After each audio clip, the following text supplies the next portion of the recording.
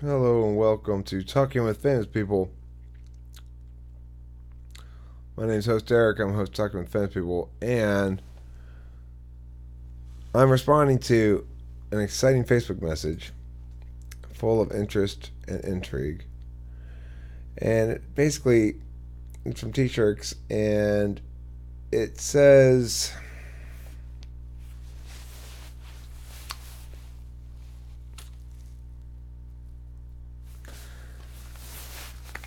it's coming to terms with uncertainty. It's coming to terms with the fact that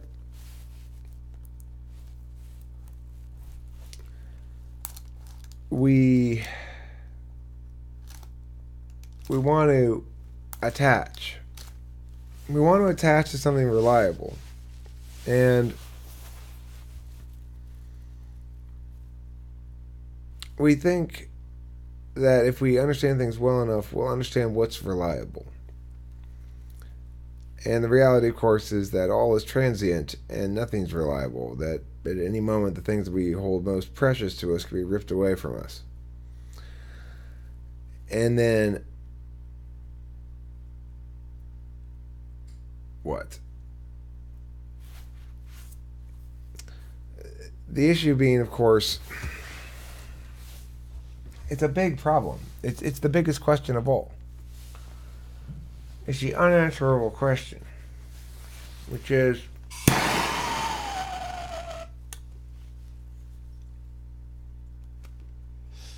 don't know if I'm doing this right. What do I get out of it?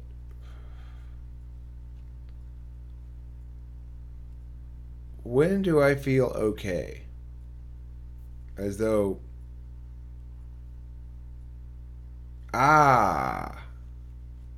when does that happen?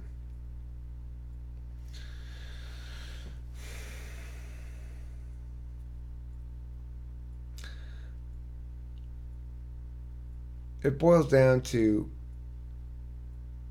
intention.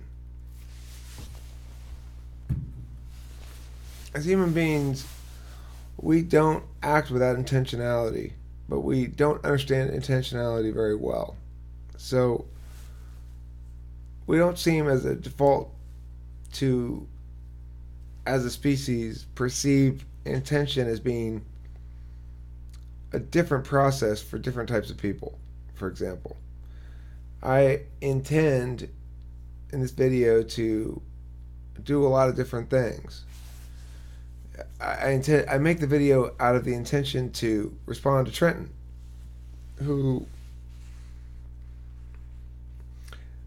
is either wise or foolish or oblivious enough to often convey to me that it matters a lot to him if I respond.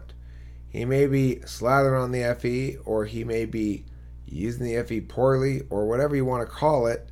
The fact is, the meaning's coming through loud and clear. It makes me understand that it matters to him whether or not I respond. He does this ridiculous thing where after he's asked me a question and I told him I'll respond to this later, he wants to pin me down as to when exactly I'm going to respond. Right? Well, you're going to respond tonight? That is textbook poor FE skills by most metrics, and yet it affects the outcome he wants. And the reason is because I'm not looking to reward good FE. I'm looking to find some reward myself. And that reward being purpose, utility. When we think of everything through intentions, there's almost nothing that we make meaning about in our lives anymore that's not about the intention of another agent.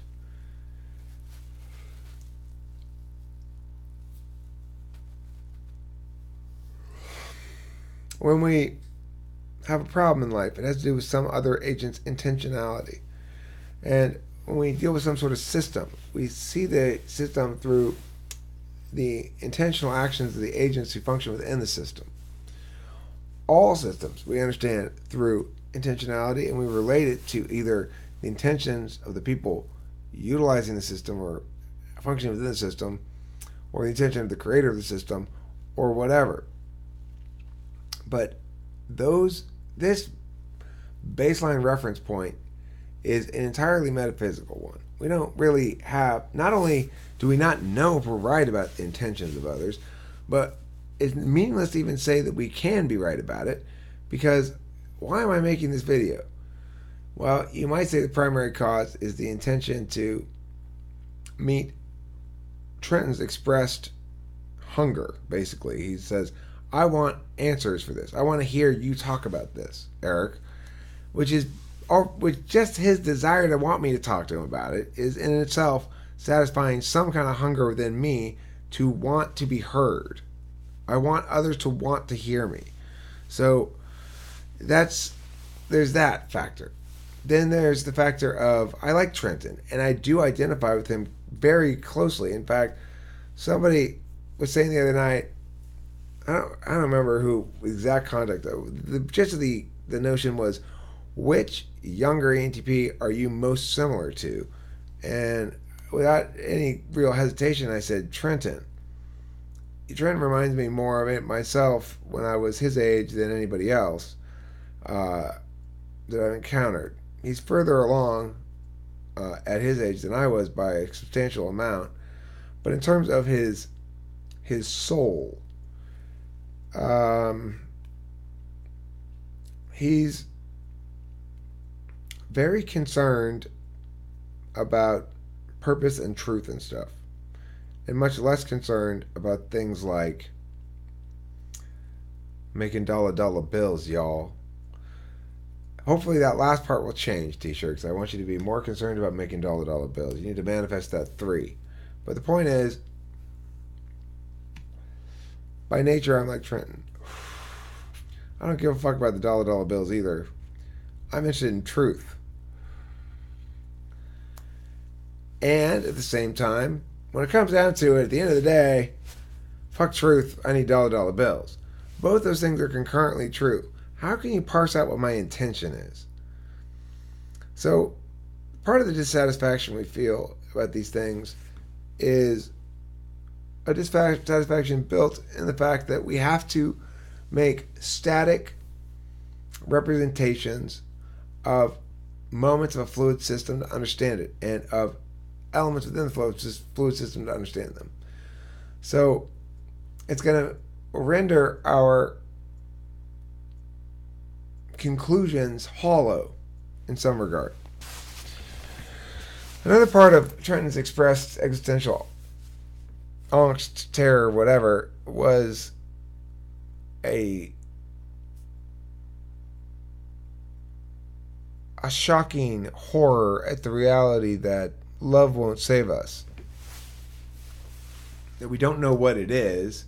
We're pursuing it for reasons that we don't understand. And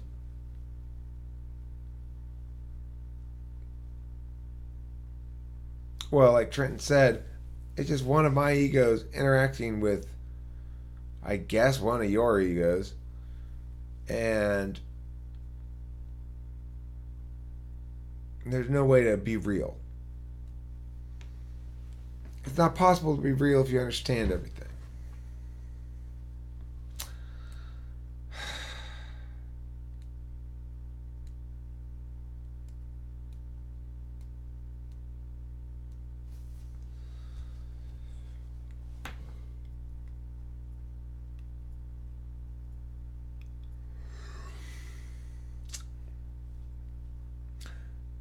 It's still possible to be real. And part of the issue here is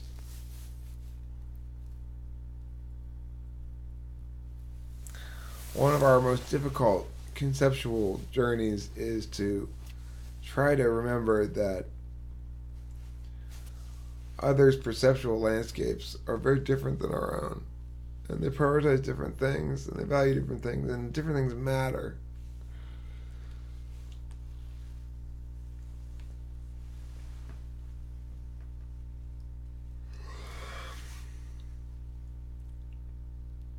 I mean, I have a kid, so I know what love is on that level. And if you have a kid, Trenton, you will too. And until that point, you're going to keep saying crazy ass shit to me like you did when we were at the Carl's Jr.'s or the Hardys or whatever. And you're explaining your awful, awful TI understandings of things. And I was just like, we are a fucked up subspecies. It doesn't work like that because you can't get what you want out of it. What we want out of it is something solid that we can fucking stick our teeth into and say, there, that has meaning and it's not going anywhere. That's what this means. So we try to eliminate everything that doesn't mean that. And we end up throwing the baby out with the bathwater.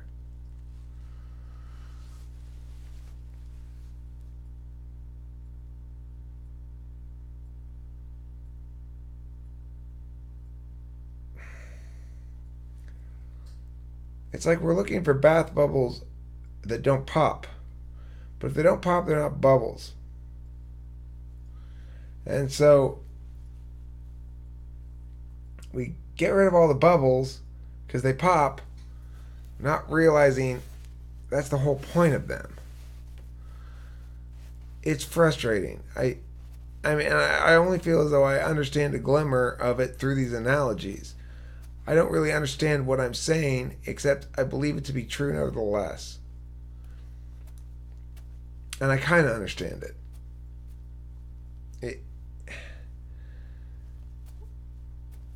Like when you were saying, well, look,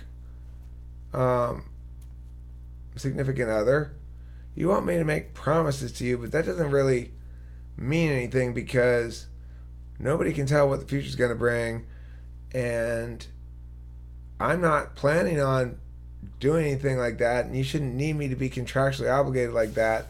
And if you do, I need to understand exactly why you want to be contractually obligated like that. That kind of shit, you won't get anywhere with it. It doesn't offer us anything. You just gotta kind of accept it, you know?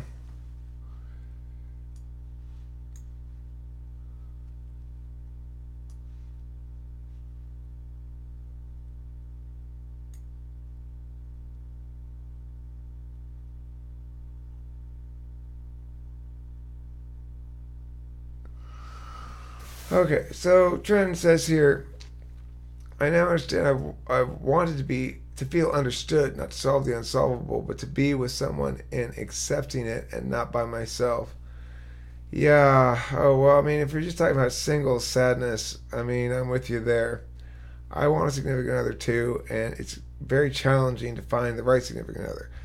But Trenton, you are very young, and you've got a lot of time ahead of you to spend trying out different significant other arrangements if you need to, or waiting if you need to, or whatever.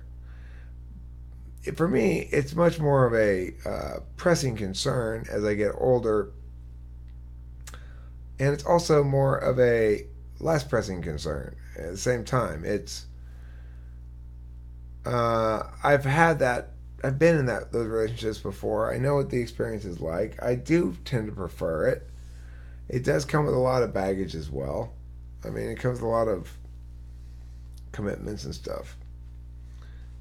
You've been in a relationship before that you found very satisfying. You're out of that relationship now, and you found no substitute relationship to be as good. So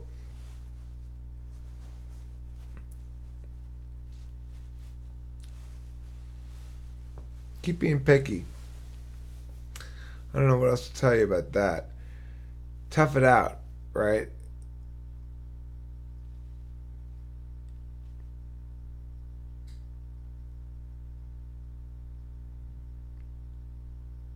I understand what you mean. You exist only when somebody else understands exactly the essence of what you say. I agree with you that we don't manifest ourselves as solid and lasting and meaningful until it's made public for some reason. It's an ENTP thing. I mean, I think everybody needs to feel a sense that their metaphysical selves are resonating as existent on multiple frames as well as their physical selves. So I don't think that's unique to us, but I do find that we are less able to understand the reality of things that are not externalized than other types. And that concludes this exciting episode of Talking with Famous People, in which I respond to Trenton's Facebook message. Oops. It's a sloppy ending, Eric. Sloppy ending.